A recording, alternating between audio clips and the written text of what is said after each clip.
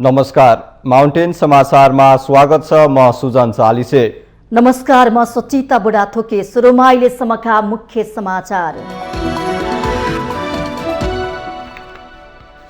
चुनाव पछिको 1 महिनासम्म पनि स्थानीय तहका जनप्रतिनिधिहरू विजय उत्सवमै मस्त। जनताको समस्या प्राथमिकतामा परेनन्, माला बोकेर चाकरी गर्नेहरूको घेराबन्दी। एकलौटी सरकार नभएकाले चाहे अनुसार काम गर्न सक्ने अवस्था नरहेको प्रधानमन्त्री देउवाको कष्टोक्ति। श्रमिकहरूको हक सुरक्षा गर्न सरकार दृढ संकल्पित रहेको भनाई।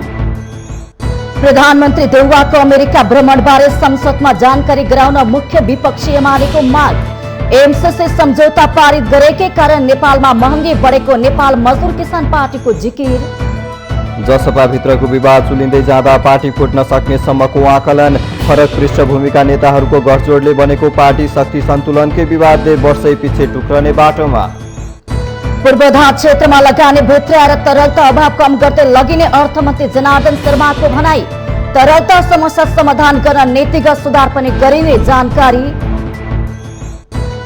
इजरायली सेनाको मिसाइल आक्रमणबाट सिरियाको राजधानी दमस्कस स्थित अन्तर्राष्ट्रिय विमानस्थल पूर्ण रूपमा ध्वस्त। अर्को सूचना जारी नभएसम्म हवाई उडान नहुने। र UEFA नेसन्स लिग फुटबलमा हालान्डको व्यक्तिगत 2 गोलसँगै नर्वेको जित। नर्वेसँग स्विडेन 3-2 गोल अन्तरले पराजित।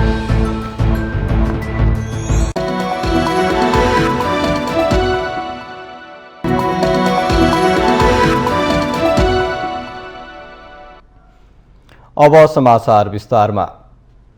गत वैशाख 30 गते भएको स्थानीय तहको निर्वाचनबाट निर्वाचित 35,000 भन्दा बढी जनप्रतिनिधिहरू अहिले जनताको सेवामा लागेको हुनुपर्ने हो। तर वडा सदस्यदेखि महानगरपालिका प्रमुख उपप्रमुखसम्म यो 1 महिनासम्म स्वागत ग्रहणमै व्यस्त देखिएका छन्। विभिन्न स्वार्थ समूहहरूले स्वागतको नाममा जनप्रतिनिधिहरूलाई घेराबन्दीमा राखेको देखिन्छ। माला र खादा बोकेर जनप्रतिनिधिहरूलाई स्वागत गर्न जाने तथा स्वागत ग्रहण गर्न बोलाउनेहरूले राज्यको दोहन कसरी गर्न सकिन्छ भन्ने कुत्सित उद्देश्यका साथ त्यसका लागि जनप्रतिनिधिलाई स्वागतको प्रलोभन देखाइरहेका छन् भने जनप्रतिनिधिहरू पनि त्यसमै मक्ख परेको देखिन्छ। स्थानीय तहको निर्वाचन भएको 1 महिना पुगिसक्यो। गत वैशाख 30 गते भएको स्थानीय तहको निर्वाचन मार्फत 35,000 भन्दा बढी जनप्रतिनिधि निर्वाचित भएका छन्, जसले स्थानीय स्तरमा जनताको दैनिकीसँग जोडिएका कामदेखि स्थानीय तहको विकास गर्ने महत्वपूर्ण जिम्मेवारी बोकेका छन्। नवनिर्वाचित जनप्रतिनिधिहरूले स्थानीय सरकार सञ्चालन, सेवा प्रवाह, विकास निर्माण, सुशासन, स्वास्थ्य, शिक्षा, बजेट तथा कानून निर्माण लगायतका विषयमा काम गर्नुपर्ने हुन्छ। दोस्रो पटक स्थानीय तहमा सरकारको रूपमा जनप्रतिनिधि पाउँदा जनता पनि आशावादी छन्। तर विडम्बना के छ भने अधिकांश स्थानीय जनप्रतिनिधिहरू अहिलेसम्म विजयी उत्सव मनाइरहेका छन्। उनीहरू सुविधाभोगी भन्दा जनउत्तरदायी भइदिए हुन्थ्यो भन्ने आम जनताको अपेक्षा छ। नयाँ जनप्रतिनिधिहरूको काँधमा मनसुन सुरु नहुँदै आइरहेको बाढी पहिरो नियन्त्रण, पीडितको उद्धार, उपचार तथा राहत जस्ता जिम्मेवारी शीघ्र पूरा गर्नुपर्ने आवश्यकता छ। पालिकाभित्र रहेका गरीब तथा विपन्नहरू पनि मत दिएर जिताएका जनप्रतिनिधिहरू छन् भन्ने भरोसा गरेर बसेका छन्। तर केही अपवाद बाहेक अधिकांश जनप्रतिनिधिहरू भने 1 महिनासम्म पार्टीका कार्यकर्ता, ठेकेदार, विभिन्न स्वार्थ समूहको नमस्ते खाएर बसेका छन्। निर्वाचित भइसकेपछि यथाशीघ्र जनताको सेवामा खटिनु पर्ने पालिका प्रमुख लगायतका जनप्रतिनिधिहरू विजयीको उन्मादबाट बाहिर निस्किन सकेको जस्तो देखिँदैन। उनीहरूले स्वागत ग्रहण गर्दा हचुवाको भरमा ठूला ठूला काम गर्ने सपना समेत बाँडिरहेका छन्। नवनिर्वाचित जनप्रतिनिधिहरू अहिले जनताको बीचमा गएर उनीहरूलाई के कस्ता समस्या छन्, कहाँ बाटो घाटोको आवश्यकता छ, कहाँ एम्बुलेन्स चाहिएको छ, जनताको दैनिकी कसरी चलेको छ, यी तमाम समस्या बुझेर आगामी आर्थिक वर्षका लागि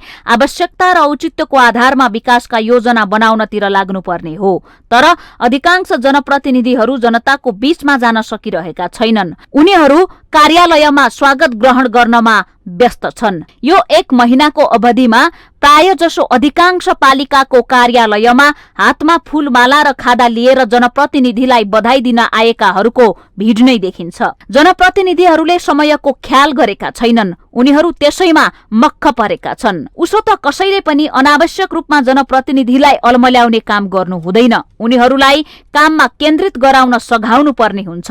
तर नयाँ जनप्रतिनिधिहरूलाई संघ संस्था र व्यक्तिहरूले स्वागत र शुभकामना कार्यक्रमका नाममा अल्मल्याइरहेका छन्। आफूले नेतृत्व गरेको स्थानीय तहमा के कति स्रोत साधन छ? स्थानीय तहमा आवश्यकता र सम्भावना अध्ययन गरेर योजना बनाउने चलन गइसक्यो। बरु कसले डोजर किनेको छ, कसलाई ठेक्का दिँदा कमिसन बढियाउँछ, आफूलाई चुनावमा जिताउन कसले दौडधुप गरेका थिए र त्यो गुण कसरी तिर्ने भन्नेमा अहिले जनप्रतिनिधिहरू रुमलिएका छन्।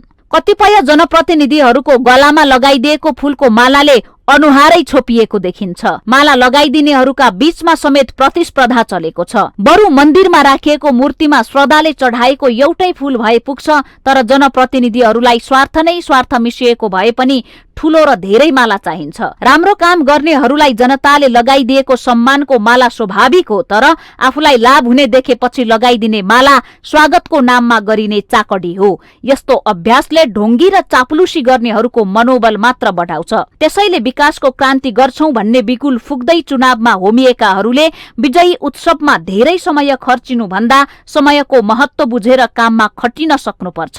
स्वतन्त्र उम्मेद्वार बनेर विजयी भएकाहरू निर्वाचित भएको भोलिपल्टदेखि निरन्तर काममा देखिएका छन्। उनीहरूबाट पनि स्वागत ग्रहण गर्नमै व्यस्त रहेका जनप्रतिनिधिहरूले जिम्मेवारीको महत्व सिक्न जरुरी छ। साथै निर्वाचित भइसकेपछि राजनीतिक दल भन्दा माथि उठेर काम गर्नुपर्ने हुन्छ। तर धेरैजसो जनप्रतिनिधिहरू चुनावमा आफूसँग पराजितहरूलाई चिढ्याइरहेका छन्। आफूलाई जिताउन लागेकाहरूलाई अवसर दिन र आफूसँग चुनाव लडेर हारेकाहरूलाई असहयोग गर्ने मनोवृत्ति जताततै देखिएको छ।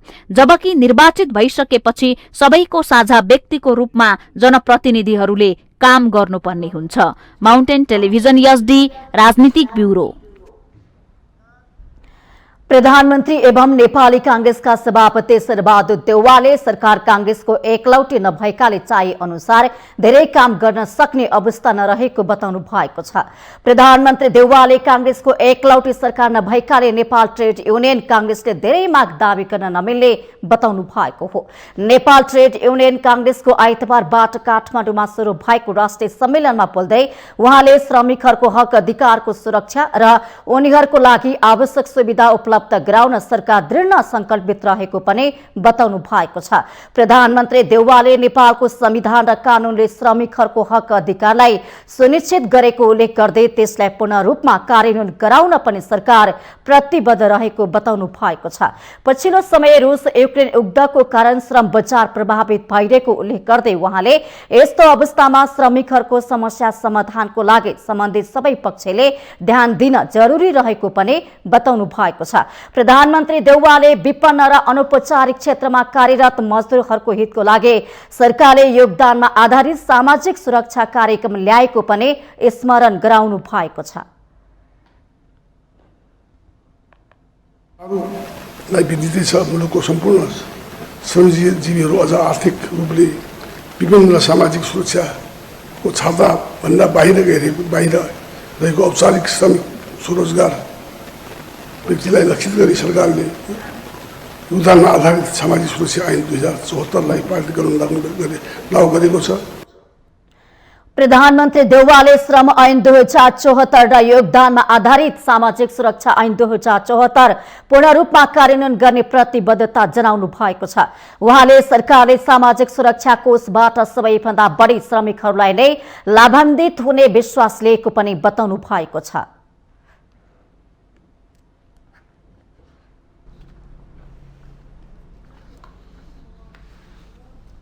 यसैबीच गृहमन्त्री बालकृष्ण खाँडले गृह प्रशासन सदैव मजदुरको पक्षमा उभिने प्रतिबद्धता व्यक्त गर्नुभएको छ। गृहमन्त्री खाँडले मजदुरलाई कसैले दुःख दिन नपाउने गरी शान्ति सुरक्षाको व्यवस्था गर्न सरकार सधैँ लागिरहने समेत बताउनुभयो। आइतबारबाट काठमाडौँमा सुरु भएको नेपाल ट्रेड युनियन कांग्रेसको राष्ट्रिय सम्मेलनमा बोल्दै उहाँले मजदुरहरूले सम्पर्क गरे शान्ति सुरक्षाका लागि गृह प्रशासन जतिखेर पनि तयार रहेको बताउनुभयो। कुनै पनि मजदुरलाई कसैले पनि दुःख दिन नपाउने उल्लेख गर्दै गृहमन्त्री खाँडले उनीहरूको पक्षमा सरकार जहिले पनि उभिने बताउनुभयो। व्यवसायहरूलाई पनि प्रोत्साहित गर्दै किन उनीहरूको उद्योग व्यवसायको पनि सम्वर्धन र सुरक्षा गर्दै, उनीहरूको पुँजीको पनि सुरक्षा रक्षा गर्दै मजदुरको हक अधिकारलाई पनि हामीले पूर्ण रूपेण प्राथमिकता दिनेछौँ। कुनै पनि मजदुरलाई कसैले पनि हेरास गर्नै पाउँदैन, कुनै पनि श्रमिकलाई कसैले दुःख दिनै पाउँदैन। हजुर, यदि मजदुरलाई कसैले दुःख दियो भने सरकार, सुरक्षा निकाय, गृह प्रशासन मजदुरको पक्षमा उभिनेछ, यो विश्वास म दिलाउन चाहन्छु। गृहमन्त्री खाँडले मजदुरहरूको हितकै लागि सरकारले उद्योग व्यवसायको संरक्षण र प्रवर्धनमा पनि उत्तिकै जोड दिने स्पष्ट पार्नुभयो।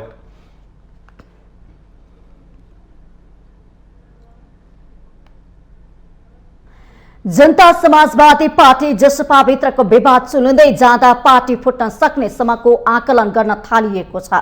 पटक पटक विभाजनको शिकार बन्दै आएको जसपा अध्यक्ष उपेन्द्र यादव र संघीय परिषद अध्यक्ष डाक्टर बाबुराम भट्टराईको शक्ति संघर्षले फेरि एक पटक विभाजनको संघारमा पुगेको हो। फरक पृष्ठभूमिका नेताहरूको गठजोडले बनेको यो पार्टी शक्ति सन्तुलनकै विवादले वर्षै पछि टुक्रने बाटोमा छ।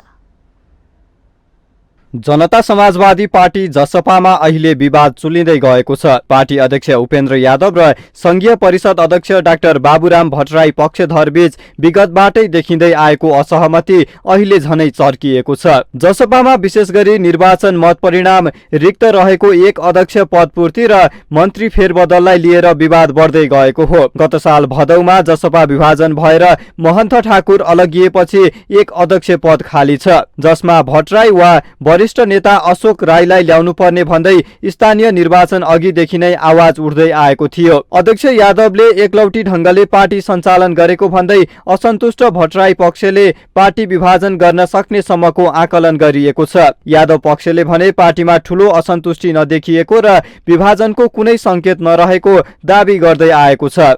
त्यस्ता विवाद भयो भन्ने पक्षले सामाजिक सञ्जाल चलाउँछ, ट्विटर चलाउँछ, टेलिभिजनहरूमा अन्तर्वार्ता दिन जान्दछन्, लेख लेख्न जान्दछन्। कतै कुनै प्रकारको मैले उहाँहरूले बोलेको देखेको छैन। हाम्रो पार्टीमा अहिले विभाजनको कुनै सङ्केत रेसा केही छैन। कतै कुनै प्रकारको अब सानोतिनो असन्तुष्टि होलान् नहोलान् भन्न सकिने एउटा पार्टी छ। तपाईलाई धेरै व्यक्तिहरू, धेरै विचारहरू सम्मिलित भएको पार्टीमा तपाईलाई यसरी यस्ता कुराहरू साधारण हुन्, तर त्यो व्यक्त अहिलेसम्म भइ नसकेको खण्डमा अनुमानको आधारमा पार्टी फुट्छ, पार्टीमा ठुलो विभाजन छ, ठुलो असन्तुष्टि छ, विरक्ति छ भन्ने कुरो पत्याउने आधार चाहिँ छैन। अध्यक्षले पछिल्लो समय फेरि लोसपासँग तालमेल गर्न खोजेको भन्दै अन्य नेताहरू चिडिएका छन्। यादवले टिकट बाँड्दा संस्थागत निर्णय नगरेको, सत्ता गठबन्धनसँगको निर्णयमा पार्टीमा परामर्श नगरेको, पार्टी विधान अनुसार अर्को अध्यक्षमा वरिष्ठ नेता अशोक राईलाई चयन गर्न अनिच्छा देखाएको लगायतको आरोप भट्टराई पक्षको छ। यी विविध पक्षमा छलफल गर्नका लागि अध्यक्ष यादवलाई भट्टराई पक्षले तत्काल केन्द्रीय समिति बैठक बोलाउन दबाब दिइरहेको छ। असार 1 र 2 गते विधान अधिवेशन गर्ने भनिए पनि त्यसो हुन सकेको छैन। यस पार्टी यदि विधान त चल्ने हो भने कि त त्यो विधानबाट त्यो पद हटाउनु पर्यो, कि त त्यसलाई पुरा गर्नु पर्यो, कि त पार्टी महाधिवेशनमा जानु पर्यो, हैन? त्यसलाई विधानबाट पनि नहटाउने, त्यसलाई पुरा पनि नगर्ने, त्यसलाई महाधिवेशन पनि नजाने हो भने त त्यो त विधान र कार्यशैली बिच त तपाईँको असङ्गति भयो नि भन्ने कुरा हो। अब हाम्रो पार्टीको स्थानीय चुनावभन्दा अगाडिको सेड्युल चाहिँ के थियो भने स्थानीय चुनाव सकिने बित्तिकै असार 1 गतेदेखि विधान अधिवेशन गर्ने भन्ने। अब त्यो सेड्युल त कार्यान्वयन भएन अहिले। त्यसो त जसपामा नेतृत्व तहकै पृष्ठभूमिमा विशाल अन्तर छ। त्यसले वैचारिक मत्यक नहुनु स्वाभाविक पनि मानिन्छ। 12 वर्षे सशस्त्र जनआन्दोलनको नेतृत्व गर्दै संविधान निर्माणमा महत्त्वपूर्ण भूमिका निभाएका पूर्व प्रधानमन्त्री भट्टराई र अन्तरिम संविधान जलाउँदै मधेस आन्दोलन चर्काएका यादवको एकता नै नेपाली राजनीतिको संगति नमिलेको उदाहरण थियो। जसपामा हालको विवाद यसकै परिणाम हो भन्ने विश्लेषण हुने गरेको छ। मधेस केन्द्रित दलहरूमा पार्टी विभाजनका लागि कुनै ठोस आधार नचाहिने विगतका उदाहरणहरूले देखाउँछ। गुट र फुटको लामो इतिहास बोकेर अगाडि बढिरहेका दलहरू सत्ता र शक्तिको मोहमा एक हुने र टुक्रने परम्परा मधेस केन्द्रित दलहरूमा नौलो होइन। माउन्टेन टेलिभिजन एचडीका लागि क्यामेरामा निखिल कपाली र केशवराज श्रेष्ठका साथमा सुजन चालिसेको रिपोर्ट। प्रतिनिधि सभाको आइतबारको बैठकमा पनि सांसदहरूले विभिन्न समसामयिक विषयमा आफ्नो धारणा राखेका छन्। आइतबारको प्रतिनिधि सभा बैठकमा समय माग गरी बोल्दै प्रमुख प्रतिपक्षी दल नेकपा एमालेका सांसद प्रदीप कुमार गेवालीले प्रधानमन्त्री शेरबहादुर देउवाको अमेरिका भ्रमणका बारेमा संसदमा जानकारी गराउन माग गर्नुभयो। सांसद गेवालीले प्रधानमन्त्रीको भ्रमण राजकीय सद्भावना अथवा व्यापारिक कुन प्रकारको हो सो विषय संसदमा जानकारी गराउनुपर्ने बताउनुभयो। उहाँले सरकारले गम्भीर विषयहरूमा पनि प्रमुख प्रतिपक्षी दलसँग परामर्श तथा सुझाव नलिने र राष्ट्रिय समझदारी नबनाउने गरेको पनि आरोप लगाउनुभयो। उहाँले देउवाको अमेरिका भ्रमण प्रधानमन्त्री वा रक्षा मन्त्रीको के को हैसियतमा हुन लागेको हो भन्ने पनि स्पष्ट पार्नुपर्ने बताउनुभयो। न नेपालको परराष्ट्र मन्त्रालय भ्रमणको चाँजो पाँजो मिलाइरहेको छ अमेरिकाको डिपार्टमेन्ट अफ डिफेन्सले र नेपालको रक्षा मन्त्रालयलाई त खासै न, तर सेना त्यसमा जोडिएको देखिन्छ। यसले एउटा गम्भीर प्रश्न उठेको छ, प्रधानमन्त्री यो भ्रमण प्रधानमन्त्रीको हैसियतले हुँदैछ या रक्षा मन्त्रीको हैसियतले? रक्षा मन्त्रीको हैसियतले हुँदैछ भने त्यसको स्ट्याचर के हो, यस विषयमा पनि सदनले थाहा पाउनु जरुरी छ भन्ने म आग्रह गर्न चाहन्छु। यस्तै नेपाल मजदुर किसान पार्टीका सांसद प्रेम सुवालले सरकारले एमसीसी सम्झौता पारित गरेकै कारण नेपालमा आर्थिक सङ्कट बढेर गएको दावी गर्नुभयो। सांसद सुवालले यो सम्झौता संसदबाट पारित गरेपछि नेपालमा महँगी समेत बढेको जिकिर गर्नुभयो। आइतबार प्रतिनिधि सभा बैठकमा विनियोजन विधेयक 2079 को विभिन्न शीर्षकमाथिको खर्च कटौती प्रस्ताव पेश गर्दै उहाँले अमेरिकाले देउवा सरकारलाई रुस विरुद्ध संयुक्त राष्ट्रसङ्घमा मतदान गराएपछि नेपालमा पेट्रोलियम पदार्थ र एलपी ग्यासको मूल्य बढेको तर्क गर्नुभयो। रुस विरुद्ध मतदान नगरेको भए नेपाललाई पनि रुसले तेल र ग्यास भारतलाई जस्तै अन्तर्राष्ट्रिय बजार मूल्यको 1/3 भन्दा कममा दिने थियो। यो कूटनीति असफल भएको प्रधानमन्त्री शेरबहादुर देउवाको। सांसद सुवालले देउवा नेतृत्वको गठबन्धन सरकार कूटनीतिक क्षेत्रमा पूर्णतः असफल भएको पनि पटक पटक दोहोर्याउनुभयो। माउन्टेन समाचारमा पालो भएको छ विश्रामको।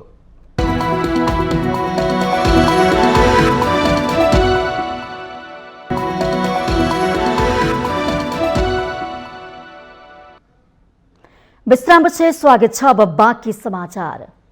संस्कृति पर्यटन तथा नागरिक उड्डयन मन्त्री प्रेमबहादुर आलेले निजगढ अन्तर्राष्ट्रिय विमानस्थल बन्छ भनेर अभिव्यक्ति नदिन मन्त्रीहरूलाई चेतावनी दिनु भएको छ।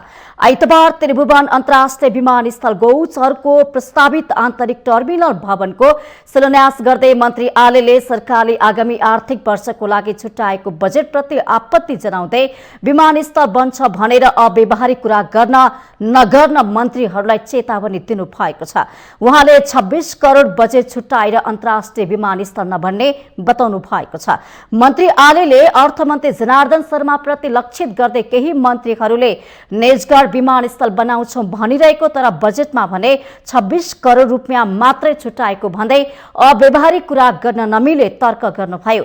उहाँले विमानस्थल निर्माणको लागि 1 खर्ब 20 अर्बको अनुमान गरिएको भन्दै दाँत फुकालेर विमानस्थलको निर्माण गर्न नसकिने जिकिर गर्नु भएको छ। उहाँले न्यायपालिकाले कार्यपालिकामाथि हस्तक्षेप गरिरहेको भन्दै न्यायपालिकालाई कार्यपालिकामाथि हस्तक्षेप गर्ने अधिकार कसले दियो भन्दै प्रश्न गर्नुभयो।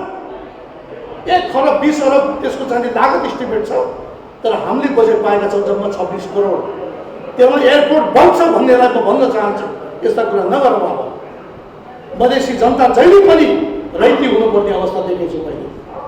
मधेसलाई राजधानीसित जोड्न हामी नचाहने, मधेसका जनतालाई सेवा सुविधा हामी दिन नचाहने र विभिन्न ठाउँबाट चाहिँ आज हस्तक्षेप भएको अवस्था मैले देखेको छु।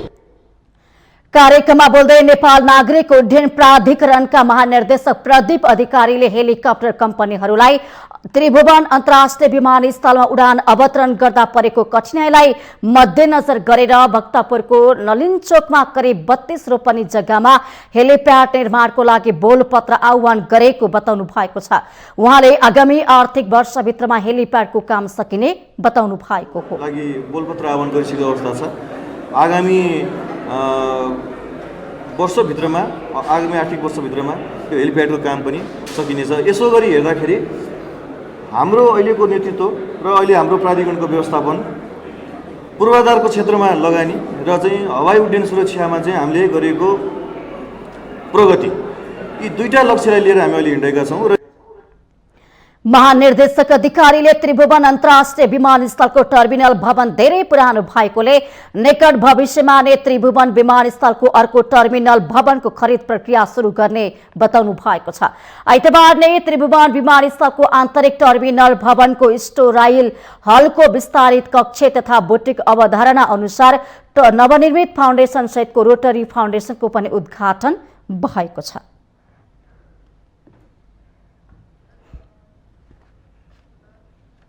प्रदेश एक सरकारले पेश गरेको नीति तथा कार्यक्रम 2079-80 प्रदेश सभाबाट बहुमतले पारित भएको छ।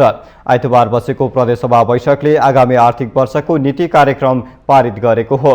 प्रदेश एकका सभामुख प्रदीप कुमार भण्डारीले कार्यक्रम बहुमतले पारित गरेको घोषणा गर्नुभएको हो। बैठकमा मुख्यमन्त्री राजेन्द्र कुमार राईले सांसदहरूले उठाएका प्रश्नहरूको जवाब दिनुभएको थियो। नीति तथा कार्यक्रममाथि एमालेका सांसदहरू हिक्मत कुमार कार्की, जीवन घिमिरे, बुद्धि कुमार राज भण्डारी, रामबहादुर मगर र लीला बल्लभ अधिकारीले संशोधन गर्ने प्रस्ताव राखेका थिए। यस्तै असार 1 गते प्रदेश सभा बैठकमा बजेट पेश हुँदैछ। नीति तथा कार्यक्रममाथिको छलफलमा पूर्व मुख्यमन्त्रीद्वय शेरधन राई र भीम आचार्य सहित 20 जना प्रदेश सभा सदस्यहरूले बोल्नु भएको थियो।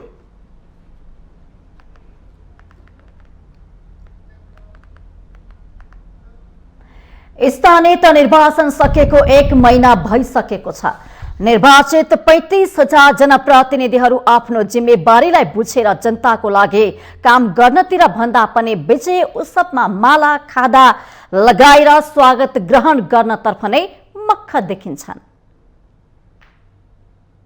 स्थानीय तह निर्वाचन सम्पन्न भएको पनि 1 महिना भइसक्यो, तर अझैसम्म पनि निर्वाचित जनप्रतिनिधिहरू विजय उत्सवको चटारोमै छन्।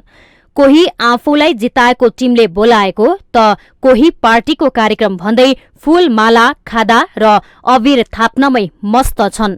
लामो समयदेखि गाउँ टोलका मुद्दामा सक्रिय भएर लागेका भए पनि स्थानीय सरकारका रूपमा उनीहरूको भूमिकाबारे जानकार नभएका कारण जनताका समस्या उनीहरूको प्राथमिकतामा पर्न सकेका छैनन्।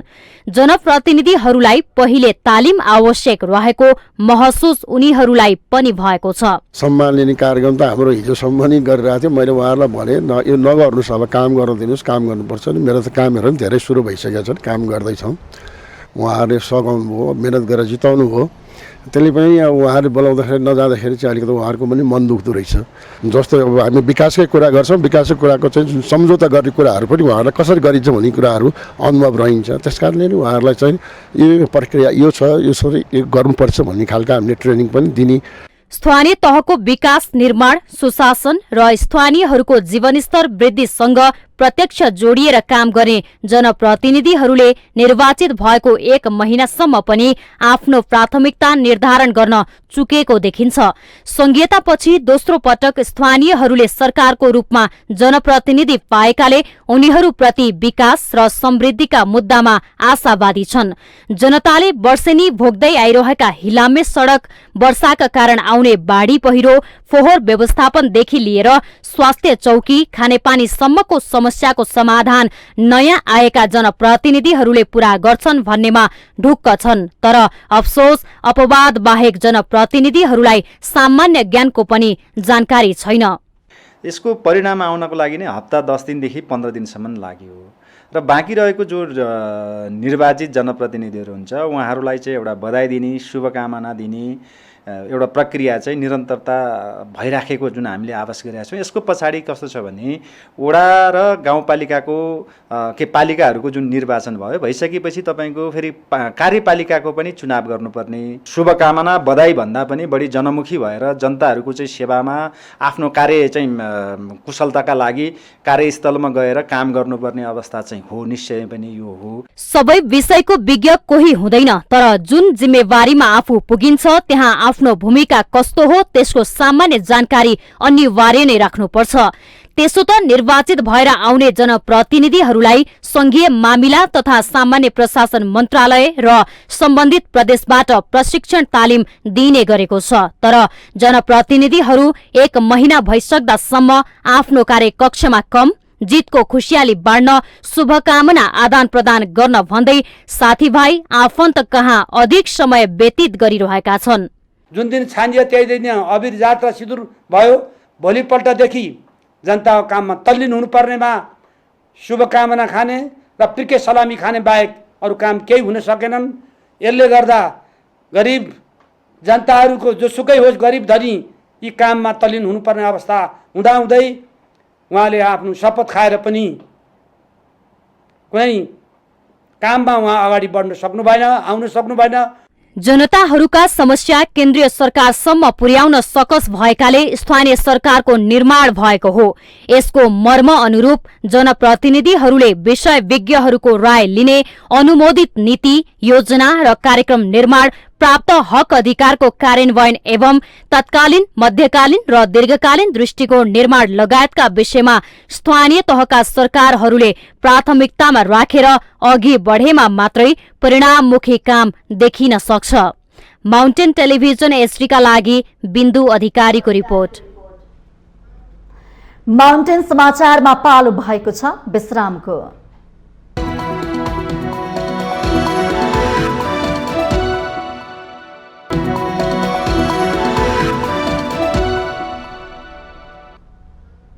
विश्रामपछि स्वागत छ। अब बाँकी समाचार। नेपाल राष्ट्र बैंकको वर्तमान आर्थिक तथा वित्तीय स्थिति प्रतिवेदनले मुलुकको अर्थतन्त्र नकारात्मक दिशातर्फ गइरहेको देखाएको छ। चालू आर्थिक वर्षको 10 महिनामा रेमिट्यान्स आप्रवाहमा केही सुधार देखिए पनि अन्य सूचकहरू भने निराशाजनक अवस्थामा पुग्दा सरकार तथा नीति निर्माता भने अर्थतन्त्रमा समस्या नभएको भन्दै आत्मरति गरिरहेका छन्। नेपाल राष्ट्र बैंकले गत चैतमा बैंक तथा वित्तीय संस्थाहरूलाई अर्थतन्त्र संकट उन्मुख रहेको भन्दै विलासिताका वस्तुको आयातको एलसी खोल्न मौखिक रूपमा रोक लगायो। विदेशी मुद्राको सञ्चितिमा कमी आएको भन्दै आयातमा रोक लगाउनुको बावजुद मुद्रा सञ्चिति बढ्न सकेको छैन। शुक्रबार नेपाल राष्ट्र बैंकले सार्वजनिक गरेको प्रतिवेदन अनुसार 2078 असार मसान्तमा 13 खर्ब 99 अर्ब 3 करोड बराबर रहेको कुल विदेशी विनिमय सञ्चिति 18% कमी आई 2079 वैशाख मसान्तमा 11 खर्ब 46 अर्ब 88 करोडमा खुम्चिएको छ। चैत महिनासम्म रहेको विदेशी मुद्रा सञ्चितिले 6.5 महिनाको वस्तु तथा सेवाको आयात धान्न सक्ने अवस्था देखिँदा चालू आर्थिक वर्षको 10 महिनामा शोधानन्तर स्थिति 2 खर्ब 88 अर्ब 50 करोडले घाटामा रहेको छ, जबकि अघिल्लो वर्षको सोही अवधिमा शोधान्तर स्थिति 7 अर्ब 75 करोडले बचतमा रहेको थियो। 10 महिनाको अवधिमा व्यापार घाटा झण्डै 25% वृद्धि भई उच्च बिन्दुमा पुगेको छ। यता पुँजीगत खर्च गर्न असार नै कुर्नुपर्ने विकृत चलनले असार मसान्तसम्म जम्मा 31% मात्रै पुँजीगत खर्च हुँदा सरकारको विभिन्न खातामा नगद मौजा थुप्रिएको छ। पछिल्लो 10 महिनाको अवधिमा कर्जाको ब्याज दर बढेर 11.42% पुगेको छ, जहाँ अघिल्लो वर्ष 8.35% थियो। चालू आर्थिक वर्षको सुरुवातदेखि नै लगातार रेमिटान्स आउने क्रममा गिरावट देखिएकोमा वैशाख महिनासम्म आइपुग्दा रेमिटान्स आप्रवाहमा भने केही सुधार देखिए पनि राष्ट्र बैंकको यो प्रतिवेदनले मुलुकको अर्थतन्त्र नकारात्मक दिशातर्फ गइरहेको देखाउँछ। मूल्य वृद्धिले आम उपभोक्ताको ढाड सेकेको छ। ब्याजदरको मारमा रहेका उद्योगी व्यवसायी सञ्चालन नै गर्न नसक्ने अवस्थामा पुगेका छन्। यसका बावजुद पनि सरकारी अधिकारीहरू अर्थतन्त्र सकारात्मक दिशामै अगाडि बढेको रटान लगाउन छाड्दैनन्। तर मुलुकको अर्थतन्त्रमा छिट्टै दुर्घटना निम्तिन सक्ने अर्थविदले औँलाएका छन्। अर्थतन्त्र वीरको डिलमा पुगेको छ। जब डिलमा पुगेपछि त तपाईँ के हुन सक्छ भने तपाईँले गाडी चलाएको छ भने डिलमा पुग्यो भने ख्याल गरेन त भत्त जान सक्छ नि, होइन? अब अर्थतन्त्रका अधिकांश सूचकहरू ओह्रालो लागेका छन् अनि उहाँहरू भन्छ अर्थतन्त्र उत्साहजनक छ, होइन? सूचकहरू उत्साहजनक छन्। कुन छ त सुधार उन्मुख भनिदिनु पर्यो त। यो चाहिँ सुधार उन्मुख छ। रोजगारीमा सुधार भयो कि, मूल्यमा सुधार भयो कि, वैदेशिक मुद्राको सञ्चितिमा सुधार भयो कि, केही पनि सुधार चाहिँ नभएको बेलामा आफ्नो भान्सा हेर्नु भएन कि, आम जनताको भान्सा चुलो अनुहार हेर्नु पर्यो कि उसमा ऊ खुसी छ कि उसका अनुहारहरू मलिन भएर गएछन्। सरकार यही ढंगमा हिँडेमा सरकारले ल्याएको बजेट र नीति तथा कार्यक्रमहरू पूरा हुन नसक्ने अर्थविदहरूको दाबी छ। सरकारले आयात प्रतिस्थापन गर्ने विभिन्न योजनाले पनि सफलता पाउन सकेको छैन। नेपाल राष्ट्र बैंकका पूर्व गभर्नर दिपेन्द्र बहादुर छेत्रीले नेपालमा उत्पादन हुन सक्ने वस्तुहरू विदेशबाटै आयात गर्ने अनि व्यापार घाटा बढ्यो भन्नुभन्दा आन्तरिक उत्पादनलाई वृद्धि गर्न सकेमा आयात प्रतिस्थापनलाई मद्दत गर्ने बताउनुहुन्छ। एउटा दुईटा ठुला कम्पनीहरूलाई मात्रै फाइदा हुने किसिमको नीति लिइदिया हुनाले अरू 17-18वटा उद्योगहरू चाहिँ आलराम लाएर बसेका छन्। यस्ता नीतिहरूबाट चाहिँ सरकारले हात धुनुपर्छ। एकदम ब्रोडर रूपमा धेरैभन्दा धेरै मान्छेले रोजगारी प्राप्त गर्न सक्ने, आन्तरिक किसिमले उत्पादन वृद्धि गर्ने, त्यसले आयात प्रतिस्थापनको लागि मद्दत पनि गर्छ। हामी बाँच्न सक्छौँ र अरूलाई पनि त्यो सानो मुलुक भए पनि ठुला ठुला देशहरूको बिचमा सहनका साथ बाँचिया छ भन्ने कुरा आउँछ। र हामीले उत्पादन गरेका चिजहरू विश्व बजारमा पनि त्यहाँबाट ल्याउन सकेदेखि जाति हुन्थ्यो कि भन्ने एउटा सेन्स चाहिँ पलाउन सक्छ। राष्ट्र बैंकले सार्वजनिक गरेको पछिल्लो प्रतिवेदनले मुलुकको अर्थतन्त्र नकारात्मक दिशातर्फ रहेको प्रश्न पार्छ। तसर्थ चुनौतीपूर्ण मोडमा रहेको अर्थतन्त्रलाई सबल गराउन सरकारवाला सबैले सहमतिको बाटो खोजेर अगाडि बढ्नुपर्ने आजको आवश्यकता हो। माउन्टेन टेलिभिजन एसटी का लागि क्यामेरामा विक्रम साख्यको साथमा नफराज पौडेलको रिपोर्ट। कर्णाली प्रदेश सांसदहरूले आगामी आर्थिक वर्षको बजेटमा जलवायु परिवर्तनलाई ध्यानमा राख्दै समावेशीकरण बजेट ल्याउनु पर्नेमा जोड दिएका छन्। आइतबार कर्णाली प्रदेशको सामाजिक विकास समितिले आयोजना गरेको लैंगिक समानता, अपाङ्गता र सामाजिक समावेशीकरण बजेट विश्लेषण सम्बन्धी कार्यक्रममा सांसदहरूले आगामी वर्षको बजेटमा जलवायु परिवर्तन, लैंगिक समानता र अपाङ्ग मैत्री बजेट ल्याउनु पर्नेमा जोड दिएका छन्।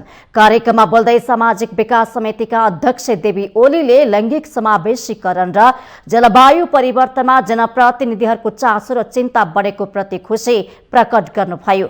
उहाँले जलवायु परिवर्तन र समावेशीकरणका क्षेत्रमा बजेट बढ्ने भएकोले काम गर्नलाई उत्साह थपेको बताउनु भएको छ। र जनप्रतिनिधिहरूको पनि त्यो खालको एउटा प्रतिबद्धता सहित कामहरू पनि भएका छन् भन्ने कुरा छ।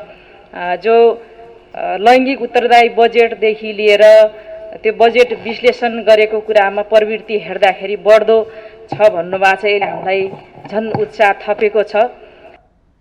त्यस्तै कर्णाली प्रदेश सभाका उपसभामुख पुष्पा घरते बेष्टले जलवायु परिवर्तनसँग सम्बन्धित विषय जटिल बन्दै गइरहेको भन्दै गाउँका खोला नालामा पानीको मात्रा घट्दै गएको र कतिपय पानी नै पाउन छोडेको उदाहरण पेश गर्नुभयो।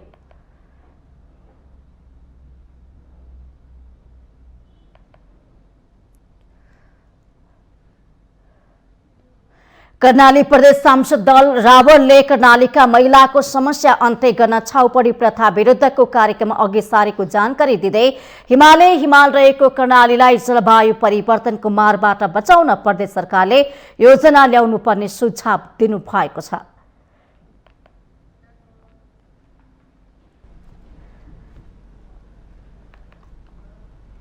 श्रम, रोजगार तथा सामाजिक सुरक्षा मन्त्रालयले पहिलो पटक 5 वर्षे रणनीतिक योजना तयार पारेको छ। मन्त्रालयले आगामी 5 आर्थिक वर्षमा सम्पादन हुने विभिन्न क्रियाकलाप समेटेर 5 वर्षे रणनीतिक योजना तयार पारेको हो।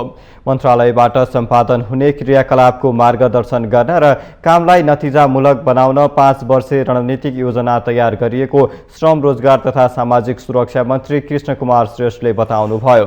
5 आर्थिक वर्षमा सम्पादन हुने विभिन्न क्रियाकलाप, त्यसका लागि आवश्यक लागत र सोबाट प्राप्त हुने अपेक्षित उपलब्धिको आकलन पनि रणनीतिक योजनामा गरिएको मन्त्री श्रेष्ठले बताउनुभयो। विभिन्न सरोकार भएका पक्षसँग छलफल गरिसकिएको र प्राप्त सुझावहरूलाई समेटेर रणनीतिलाई अन्तिम रूप दिने उहाँको भनाइ छ। रणनीतिक योजनामा आन्तरिक रोजगारी प्रवर्धन, वैदेशिक रोजगार व्यवस्थापन, श्रम सम्बन्ध तथा व्यवसायजन्य सुरक्षा, व्यावसायिक सिप विकास तालिम, योगदानमा आधारित सामाजिक सुरक्षा, सुशासन प्रवर्धन तथा श्रम कूटनीति गरी 6वटा शीर्षक राखिएको छ। आन्तरिक रोजगारी प्रवर्धनतर्फ न्यूनतम रोजगारीको प्रत्याभूति गर्ने, उत्पादनशील रोजगारीको प्रवर्धन तथा विस्तार गर्ने र एकीकृत रोजगार सेवा प्रवाह गर्ने उल्लेख छ। यस्तै वैदेशिक रोजगार व्यवस्थापनतर्फ वैदेशिक रोजगारलाई सुरक्षित, व्यवस्थित र मर्यादित बनाउन लगायतका काम गर्ने उल्लेख छ। आर्थिक वर्ष 2083-84 सम्म प्रधानमन्त्री रोजगार कार्यक्रम मार्फत वार्षिक 4 लाख रोजगारी सिर्जना गर्ने, द्विपक्षीय श्रम सम्झौता भएका मुलुकको संख्या 19 पुर्याउने, 7 वटा सिप विकास तालिम प्रतिष्ठानहरू स्थापना गर्ने, सामाजिक सुरक्षा कोषमा आबद्ध हुने श्रमिकको संख्या 10 लाख पुर्याउने, विदेश स्थित कूटनीतिक नियोगहरूबाट 12 वटा सेल्टर हाउस सञ्चालन गर्ने अपेक्षित उपलब्धिको आकलन गरिएको छ।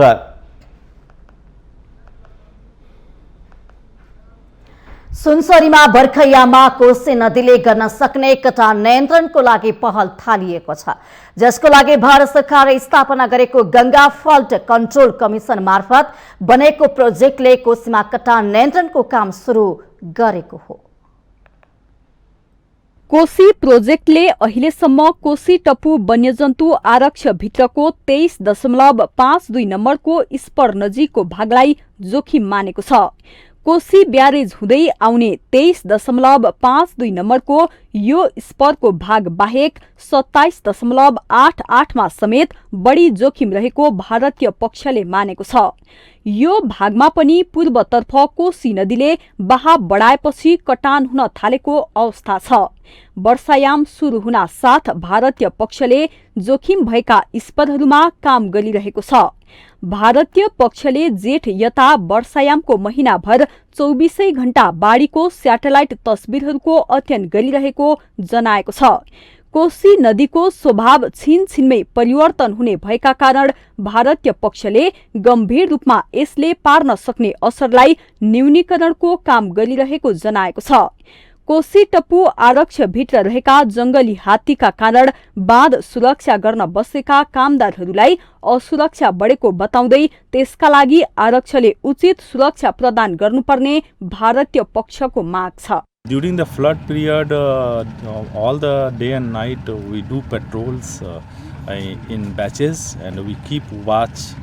We also deploy the local persons to watch the embankments and to give us information at the earliest so that we can reach and move and we can protect the embankment and our flood protection structures. त्यस्तै चतारादेखि दक्षिणतर्फ आउने 53 वटा spur मध्ये 8, 9, 12 र 13 वटा spur जोखिम मानिएको छ।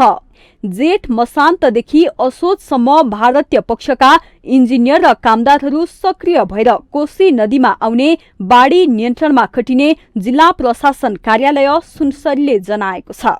अबको 4 महिना अर्थात् जेठको मसान्तबाट असोजको मसान्तसम्म जुन मनसुन सक्रिय रहन्छ, यस सन्दर्भमा अब नयाँ क्षतिहरू स्परमा नोजमा नयाँ क्षतिहरू हुन सक्छ र त्यसको सन्दर्भमा उहाँहरू अब 24 आवर पेट्रोलिङ गर्ने र त्यसको कुनै इन्फर्मेसन कतिबाट आयो भने त्यसमा तुरुन्त फ्लड फाइटिङ बाढीको नियन्त्रणको कामहरू गर्ने र त्यसमा हामी नेपाली तर्फको जुन सम्झौता बमोजिमको हामीले जुन सुरक्षा सहयोग र अन्य सहयोगहरू जुन दिनुपर्ने छ त्यसमा हामी दिन्छौँ र त्यसैको सन्दर्भमा आज हामी संयुक्त रूपमा कोशी प्रोजेक्टको टिम र हामी सेक्युरिटी टिम आज स्थलगत रूपमा वारपार अवलोकन भ्रमण गरेका छौँ।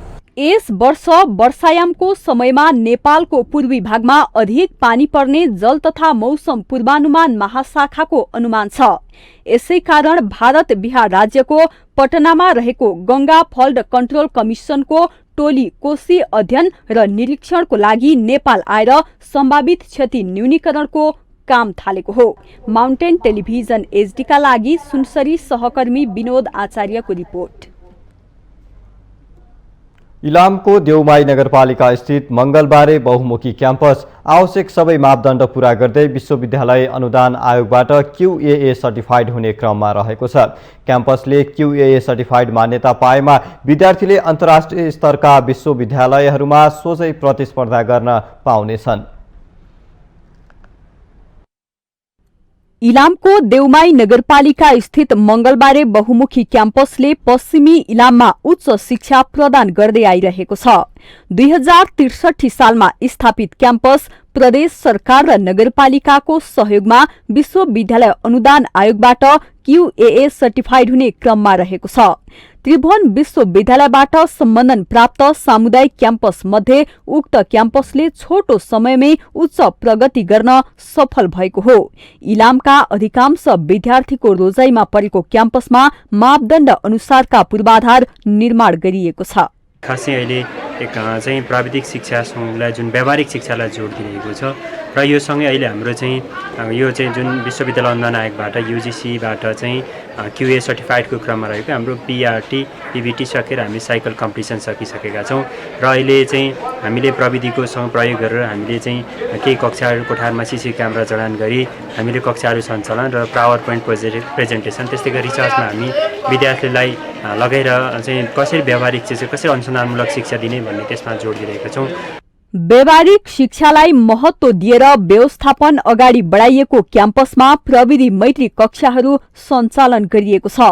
सीसी क्यामेराको साथमा पावर पोइन्टको माध्यमबाट अध्यापन गराउने गरिएको छ। क्याम्पसले विश्वविद्यालय अनुदान आयोगबाट क्युए मान्यता पाएपछि यहाँ अध्ययन गर्ने विद्यार्थीले अन्तर्राष्ट्रिय स्तरका विश्वविद्यालयमा सोझै प्रतिस्पर्धा गर्न पाउनेछन्। मंगलबारे बहुमुखी क्याम्पस क्युए प्राप्तिको अन्तिम चरणमा छ। यस क्याम्पसले क्युए प्राप्ति गरिसकेपछि एउटा अन्तर्राष्ट्रिय स्तरको सर्टिफिकेसन पाउने अवस्थामा पुग्न लागेको छ।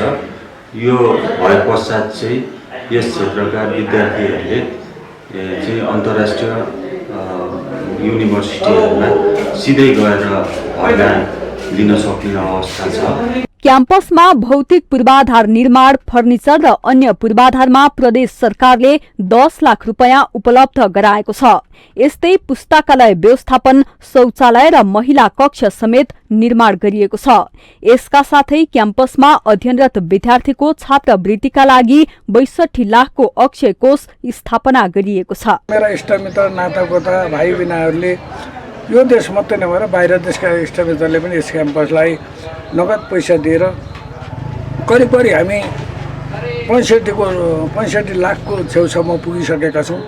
त्यो पैसा हामी के गर्छौँ भने करिब अब यो पैसालाई 20% पैसा साउमा लान्छौँ ब्याजको र अन्य पैसा हामी विद्यार्थीको लागि र शिक्षा र क्याम्पसको उन्नति र प्रगतिको लागि सहयोग गर्छौँ।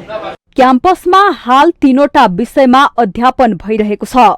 अझ विषय थप गरी प्राविधिक धारको अध्यापन हुन सके सो क्षेत्रका विद्यार्थी अन्य स्थानमा अध्यापनमा जानुपर्ने बाध्यता पनि हट्ने थियो। यसतर्फ समेत सम्बन्धित निकायले चासो बढाउन जरुरी छ। माउन्टेन टेलिभिजन एचडी का लागि इलाम सहकर्मी टीका खतिवड़ाको रिपोर्ट। हामीसँग आर्थिक अन्तर्राष्ट्रिय र खेल समाचार बाँकी नै छन्। माउन्टेन समाचारमा पालो भएको छ विश्रामको।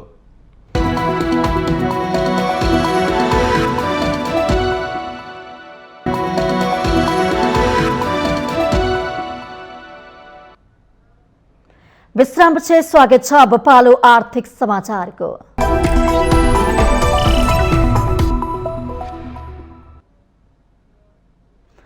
अर्थमन्त्री जनार्दन शर्माले पूर्वाधार क्षेत्रमा लगानी भित्राएर तरलता अभाव कम गर्दै लगिने बताउनु भएको छ। आइतबार काठमाडौँमा आयोजित आइएमए लिमिटेडको 22औं वार्षिक उत्सव समारोहलाई सम्बोधन गर्दै अर्थमन्त्री शर्माले पूर्वाधार क्षेत्रमा लगानी भित्राएर आएको भएको पुँजी परिचालन गरेर तरलतालाई कम गर्दै लगिने बताउनु भएको हो। उहाँले केही नीतिगत कुराले पनि तरलतामा असर गरेको भन्दै नीतिगत रूपमा पनि आवश्यक सुधार गरिने बताउनु भएको छ। अबको आउने मोनिटरी पोलिसीले सुधार गर्नुपर्नेछ। राष्ट्र बैंकको प्रतिनिधि पनि यहाँ हुनुहुन्छ। व्यवसायहरूले भनेको कुरा पनि उहाँले सुन्नुभएको छ र मोनिटरी पोलिसी मार्फत सुधार गर्न सम्भव भएका सुधार गरिनेछ। र त्यति मात्रै नभएर अब हामी लगानी भित्र्याउने विभिन्न क्षेत्रको लगानी हामी भित्र्याउनेछौँ। पूर्वाधार क्षेत्रमा हामी लगानी भित्र्याउनेछौँ। त्यो लगानी भित्र्याउने र हामीसँग भएको पुँजीको परिचालन गर्ने कुराबाट तरलतालाई न्यून गर्दै जान सकिन्छ भन्ने कुरा म यहाँ राख्न चाहन्छु। अर्थमन्त्री शर्माले आगामी आर्थिक वर्षको बजेटले नेपालको प्राकृतिक स्रोतको परिचालन गरेर विदेशी मुद्रा भित्राउने लक्ष्य राखेको बताउनु भएको छ। उहाँले उत्पादन वृद्धि गरेर निर्यात गरी विदेशी मुद्रा आर्जन गरिने उल्लेख गर्नुभयो। मन्त्री शर्माले सेवा निर्यातलाई पनि प्राथमिकतामा राखिएको बताउनु भएको छ। विदेशी मुद्रा आर्जन गर्ने हाम्रो लक्ष्य रहेको छ। त्यसकारणले औद्योगिक उत्पादन र कृषि उत्पादन बाट मात्रै होइन, सेवा निर्यातलाई पनि प्राथमिकतामा दिएका छौँ। सेवा निर्यातको क्षेत्रमा भएका प्रयासहरूलाई प्रोत्साहन गर्ने गरी त्यस सन्दर्भका कर लगायतका विषयहरूलाई समाधान गरेका छौँ। यो तीनटा क्षेत्रहरू औद्योगिक क्षेत्र, कृषि क्षेत्र र सेवा क्षेत्रबाट सेवा निर्यात गरेर वैदेशिक मुद्रा आर्जन गर्ने लक्ष्य लिएको छ। उहाँले श्रमयोग्य जनशक्तिलाई उनीहरूको चाहना अनुसारको तालिम दिएर योग्य जनशक्ति बनाइने बताउनु भएको हो। मन्त्री शर्माले व्यापार घाटा सन्तुलनमा ल्याउन उत्पादनमा आधारित कामलाई अगाडि बढाउनु पर्ने र आत्मनिर्भर हुनुपर्ने बताउनु भएको छ।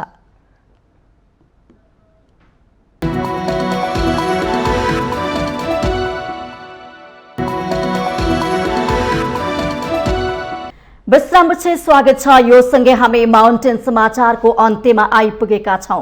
जाँदा जाँदै मुख्य समाचार पुनः एकपटक। चुनाव पछिको 1 महिनासम्म पनि स्थानीय तहका जनप्रतिनिधिहरू विजय उत्सवमै मस्त। जनताका समस्या प्राथमिकतामा परेनन्। माला बोकेर चाकरी गर्नेहरूको घेराबन्दी। एकलौटी सरकार नभएकाले चाहे अनुसार काम गर्न सक्ने अवस्था नरहेको प्रधानमन्त्री देउवाको प्रश्नोक्ति। श्रमिकहरूको हक सुरक्षा गर्न सरकार दृढ संकल्पित रहेको भनाई। प्रधानमन्त्री देउवाको अमेरिका भ्रमणबारे संसदमा जानकारी गराउन मुख्य विपक्षी एमालेको माग। एमसीसी सम्झौता पारित गरेकै कारण नेपालमा महँगी बढेको नेपाल मजदुर किसान पार्टीको जिकिर। जसपाभित्रको विवाद चुलिँदै जाँदा पार्टी फुट्न सक्ने सम्मको आकलन। फरक पृष्ठभूमिका नेताहरूको गठजोडले बनेको पार्टी शक्ति सन्तुलनकै विवादले वर्षैपछि टुक्रने बाटोमा। पूर्वाधार क्षेत्रमा लगानी भित्र र तरलता अभाव कम गर्दै लगिने अर्थमन्त्री जनार्दन शर्माको भनाई। तरलता समस्या समाधान गर्न नीतिगत सुधार पनि गरिने जानकारी। इजरायली सेनाको मिसाइल आक्रमणबाट सिरियाको राजधानी दमस्कस स्थित अन्तर्राष्ट्रिय विमानस्थल पूर्ण रूपमा ध्वस्त। अर्को सूचना जारी नभएसम्म हवाई उडान नहुने। र UEFA नेसन्स लिग फुटबलमा हालान्डको व्यक्तिगत 2 गोलसँगै नर्वेको जित। नर्वेसँग स्विडेन 3-2 गोल अन्तरले पराजित।